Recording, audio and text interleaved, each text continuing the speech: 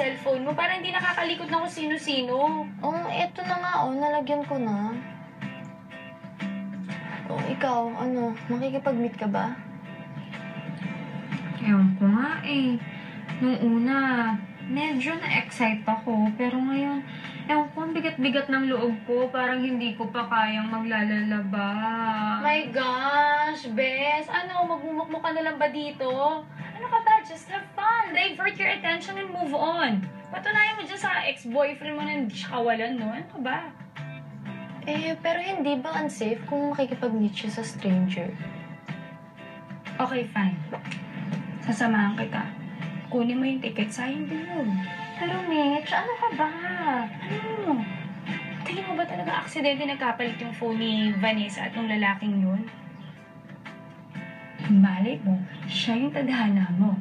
Malay mo, siya yung forever mo. Diba? Vanessa, gwapo ba? Mukhang cute. Kaso, hindi ko masyadong naaninag Naka-shades kasi. O si gwapo. Push na natin yan. Go. Hindi nga daw naaninag eh. Gwapo agad. Kahit na sayang yun. Kung ayaw mo, akin na lang. Single naman ako. Let's go. Push na natin. Halika na. Oo nga, sayang din yun.